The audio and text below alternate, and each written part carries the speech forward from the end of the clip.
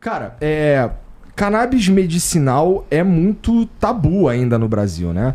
Eu acho que as pessoas, elas não entendem, por uma questão cultural, eu acho, tá? Tudo aqui eu acho. De como aquela planta, aquele tablete que aparece no noticiário policial, do lado do monte de munição, um monte de arma, como é que aquilo ali pode, de alguma forma, fazer bem, né? E, cara, você participou do movimento que deu uma ajudada nesse sentido da cannabis medicinal aqui em São Paulo, né? E a Paula, ela trabalha, é uma das pioneiras mais importantes no trabalho médico usando cannabis. Você prescreve cannabis e tudo mais, não é? Cara, tá bom. Só nisso que eu falei aqui tem tantas nuances e tantos cuidados, eu imagino, do ponto de vista legal, que já torna a coisa por si só assim bem trabalhosa, né? Por exemplo, tenho certeza que vocês são tirados de maconheiro. Pode até não fumar, mas são tirados de maconheiro. Trabalha com maconha, fala de maconha, não sei o que, não sei o que. Cara, pra você, Paula, como é que você enxerga esse tabu? Isso daí tem uma motivação além da cultural, além da percepção de décadas que as pessoas têm de ver aquele bloco do lado das armas e tudo mais? Bom, primeiro, obrigada por estar aqui, é um prazer, né? Obrigada pelo convite, super especial a noite de hoje. A gente vai levar informação de qualidade para um número expressivo de pessoas, isso é um trabalho impressionante que vocês fazem, parabéns. Obrigado. E assim, isso que você levantou, né, é muito pertinente, porque a gente tem que lembrar do contexto dos primeiros estudos da cannabis. Eu vou fazer o gancho que você trouxe, mas eram muito motivados em realmente encontrar a relação do uso abusivo e dos efeitos deletérios da cannabis. Então, todo o contexto histórico, ela começa realmente, de fato, nesse lugar. E isso foi sendo construído por décadas. Então, assim, hoje, muita gente que tem preconceito em relação à planta, que enxerga, né, o lado até o policial, mas, enfim, ou o uso abusivo, o transtorno, né, pelo uso abusivo da cannabis, e não enxerga os efeitos benéficos dessa planta, justamente é porque vem de uma história corrompida aí de muitos anos ela sendo propagada de uma forma errada. Então, a gente tem um contexto em que nós estamos formando uma nova cultura agora, né? Na verdade, quem está trazendo tudo isso e que está levantando essa bola são os pacientes, eles que estão fazendo essa roda girar. É a partir deles que nós estamos vendo toda uma sociedade médica, científica. Acho que a científica ela acabou andando na frente, né? A gente tem muitos estudos sobre os efeitos terapêuticos do THC. Aliás, foi a partir do THC que nós descobrimos os receptores do sistema endocannabinoide. Então, tem uma história por trás disso que é muito legal. Estudando, ver o que tinha de legal em ficar no THC, que é o que deixa chapado, pra galera porque entender. Em algum ponto, né, um dos pesquisadores mais famosos, que é o pai da medicina, né, canabinoide, que é o professor Mechulan, que faleceu, infelizmente, esse ano. Ele faz, até tem um filme muito legal, um documentário que chamou O Cientista, e todo mundo deve assistir, porque realmente desmistifica muita coisa relacionada a esse assunto. Mas ele percebe um dia que várias pessoas tinham efeitos diferentes sobre o uso do THC. E aquilo chamou muita atenção dele. E a partir daí, né, eles, enfim, diversas pesquisas e outros grupos, né, eles entenderam que existia um sistema a partir da descoberta do receptor CB1. E a descoberta do receptor CB1 foi realmente um marco para a descoberta do sistema que realmente recebe as ações farmacológicas da cannabis.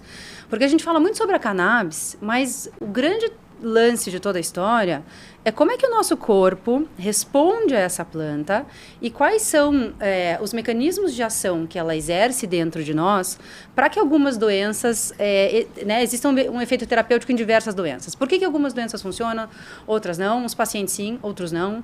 Uns ficam chapados, outros não. Um vai ter uma tendência a ter uma dependência, outro não. Então, existem várias, situações muito diferentes dentro da própria medicina que a gente não está acostumado a lidar. E é um sistema novo, nós não temos isso na faculdade de medicina. É um erro fatal, brutal para o nosso raciocínio clínico. Hoje, tamanha quantidade de informação que nós temos a respeito sobre esse sistema, inclusive nas doenças. Então, não só como ele funciona na saúde, mas como é que ele funciona na doença. Então, assim, eu, como médica, eu sempre bato na tecla que a coisa mais importante para o médico é voltar para trás e estudar fisiologia, porque a fisiologia realmente vai fazer com que a gente entenda a modulação desse sistema. O produto em si, claro que ele é importante. A cannabis, né, o chamariz, o que chama atenção para essa história é a cannabis. Mas o médico, ele tem que entender muito sobre como ela funciona dentro de nós. Então, é um longo caminho que nós estamos agora percorrendo. Aliás, de poder estar aqui falando sobre isso, né, de uma forma tranquila e agradável e levar essa informação realmente, né, para um número enorme de pessoas que não têm ideia que isso exista. Então, eu acho que o ponto mais importante que você está falando tudo, ele entra em 2 lugares. É a cultura, né, que é uma cultura que a gente não teve, a gente teve uma cultura errada. E dentro da medicina onde eu estou inserida é a educação médica. Então, nós temos pontos importantes aí, que eles, enfim, se cruzam e se descruzam, né? Entendi. Ô, Caio, foi tu que fez o projeto lá na Câmara dos Deputados? Lá no... Então, primeiro também agradecer aí o convite, Igor. Fui eu quem fui o autor do projeto de lei que inclui a cannabis medicinal no SUS. Na real, a minha luta é pela inclusão desses medicamentos dentro do Sistema Único de Saúde. E aí, de tudo isso que a Paula falou aí, o que tu levou em consideração para criar esse movimento aí, esse projeto? Olha, ela começou falando do que me motivou, na real, que foi conhecer famílias que usam esses medicamentos e que mudaram a realidade de qualidade de vida delas a partir do uso da cannabis. Famílias desculpa mais uma vez eu te interromper de novo. Mas isso foi...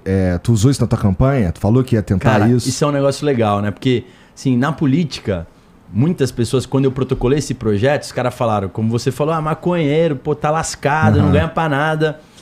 E eu também fui sentindo o clima. Eu protocolei e senti que tinha resistência dentro da Assembleia, mas ao contrário um pouco do que as pessoas imaginam, cara, foi o projeto que deu a melhor repercussão da minha trajetória na política. Eu tô no 3º mandato como deputado já fiz vários outros projetos, fui vereador na minha cidade. Mas, cara, esse projeto alçou uma coisa maluca, assim, colocou nas grandes mídias. Eu tô aqui graças a essa coragem de poder pautar esse projeto. Então, diferente do que as pessoas, ou uma parte das pessoas pensam, eu penso que, do ponto de vista medicinal, a gente tem uma grande parte da sociedade que compreende e defende. O que falta, de fato, é mais informação para a gente poder avançar. É importante esclarecer, né? Esses medicamentos, Igor, são autorizados já, aqui no Brasil, eles já podem ser comercializados. Aí vem o grande problema que me chamou mais atenção, que é o preço, o custo desses medicamentos.